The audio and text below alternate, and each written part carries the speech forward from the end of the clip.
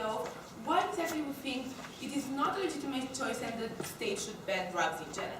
So firstly, we would say that the basic difference between drugs and cigarettes or alcohol and so on and so forth would be the fact that in the moment in which you take drugs, you become more desperate. In the moment in which you take drugs, from the first time that you take drugs, you become addicted. And we're saying that this does not happen to all drugs, but we're saying that in general, for marijuana for example, you get addicted, and in that moment, we feel like you endanger the population.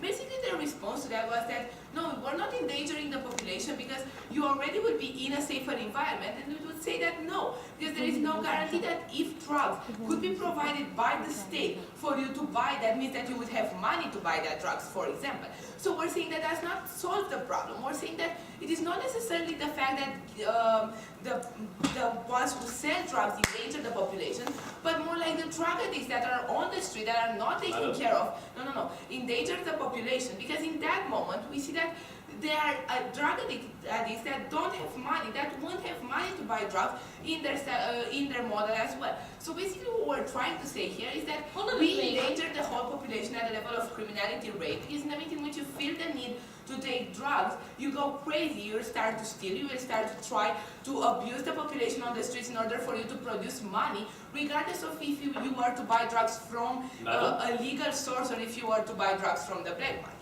Second of all, we think that in the moment in which you have more citizens that will take drugs, and I will prove that in my third point of rebuttal, in the moment in which you have more citizens that will take drugs, we believe today that we have a less efficient population.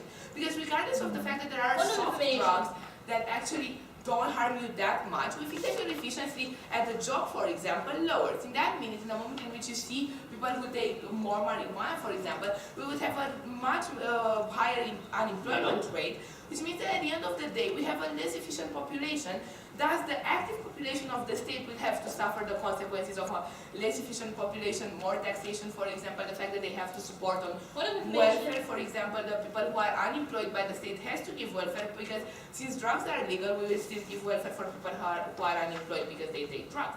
So we're saying that for these reasons, we believe that the population is also at stake. Here, we think that your decision of taking drugs can affect the whole population, and we believe today that the state has to put the whole population first, and then you're right. Yes.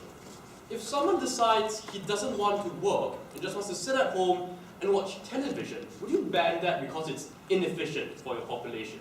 No, but if, for example, in a day everybody decides that they would like to stay home and watch television, we would ban them, we would send them to work, because in that moment in which we all decide to stay home and watch television, our population that decides to go to work has a problem. So we're saying that it's more like a problem of numbers here. Okay, so to the black market point, and basically their advantage is that black market, because we legalize drug, will diminish. And we're saying that first of all, we feel like it will diminish at first. We're saying that black market exists for cigarettes as well, for example. We have black markets on cigarettes right now, not because cigarettes are illegal, but because we want profit. And we've seen that we make black market on profit. And we're saying that the black market for cigarettes, we acknowledge that is lower, but we're saying that black market for drugs would actually be higher. Why exactly is that? Because in the moment in which you see that somebody is addicted to something, in that minute you are more prone to actually trying to get him to buy that stuff. In the moment in which you see that there is profit and there is addiction and there is a desperate need, we feel like the black market will evolve because they will put cheaper drugs on the black market. Cheaper drugs which won't affect basically their production, because they will just alterate drugs and not respect conditions of making drugs that they want to impose on their model.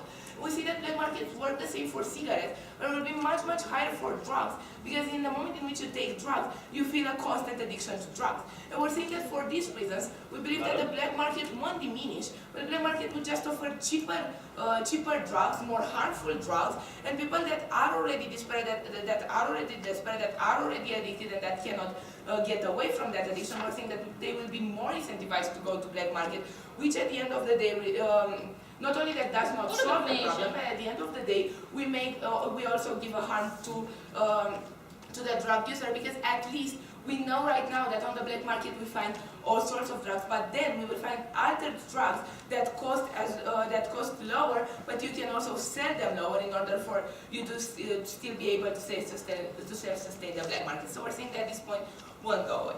And second, first of all, about that whole idea that no, we're not taking more drugs. And we're saying that no.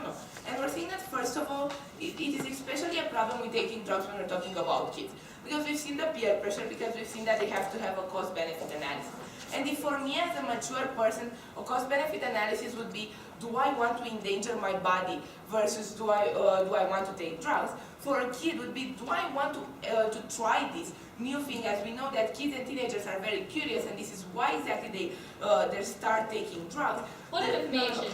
They would be the cost analysis benefit for them is not do I want to endanger my body, is do I want to take drugs to take something new, but assume legal responsibility or put my parents in danger for assuming legal responsibility versus do I want to take drugs. And we're thinking that for these people, the fact that you take away the deterrent of legal action would make them more incentivized to taking drugs. And even if we don't see that at the population that's right now mature, we would see that in the population that is formed by kids that have exposure to peer pressure and that have exposure to other kids who take drugs and so on and so forth. So we're saying that basically by this, you incentivize the kids to take drugs because they are curious and they want to try something new. The only thing that stops them is the legal framework. We don't want that to go away.